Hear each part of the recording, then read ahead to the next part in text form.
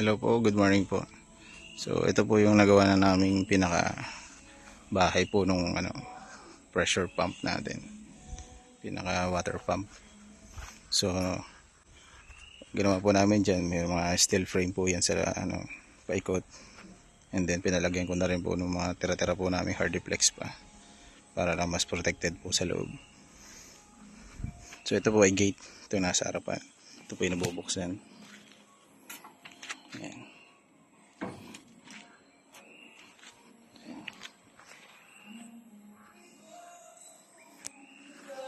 Butan ko lang.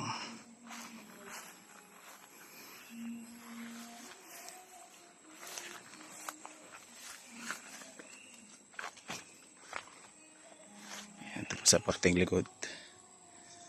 So yung pinaka poste po niya is angle bar po na 2x2. Kaya napakatibay po yan. Naka-fix po yan sa baba. So pinatiktikan ko po, and then wineld po namin dun sa mga bakal.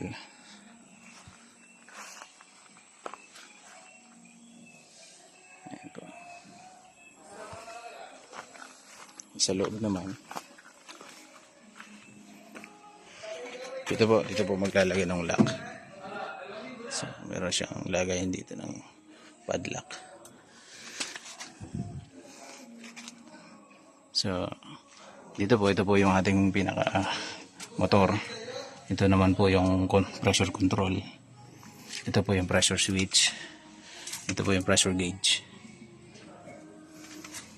So meron po siya ditong onion patente. Ito po connected po ito papunta sa baba. Then sa pinakadulo po niyan sa loob, meron po siyang foot valve para po hindi naiigay yung tubig dito sa loob ng pipe. And then connected din po ito papasok sa unit. Meron din po siyang onion patente. Ayan po yung onion patente. So ang baka po ikakalasin po natin ito is yan lang po yung tatanggalin, si onion patente. Bawa po kay mawawala po ulit ng matagal. Yan lang po yung kakalasin. Yan po naman ay threaded lang, bubuksan lang. Yan po, yan puti na yan. At yung pong kulay green dito sa loob. Yun. So lalagyan na lang natin siya ng cover. Tapos ingatan na lang po yung gasket. Kasi may gasket po yan sa loob.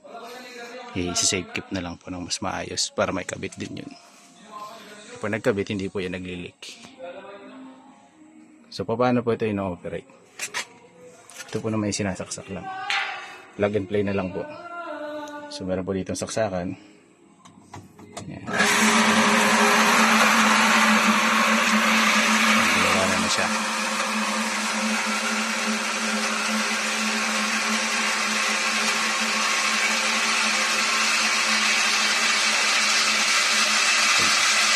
Pag tumigil po yan, ibig sabihin po ay puno na. Puno na po yung pressure tank natin.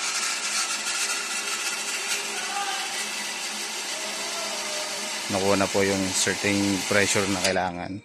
Siyan, tumigil na. Plug and play lang po yan. Connected na po naman ito sa loob ng bahay.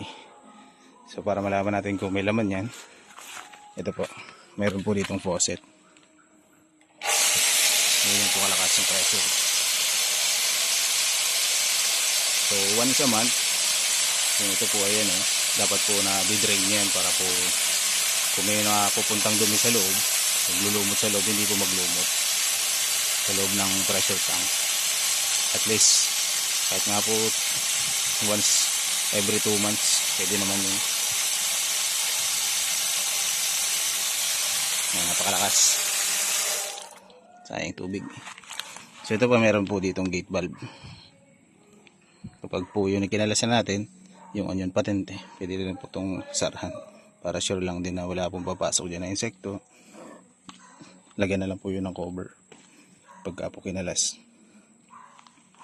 mga bato-bato, para hindi po pumasok sa loob ng main line.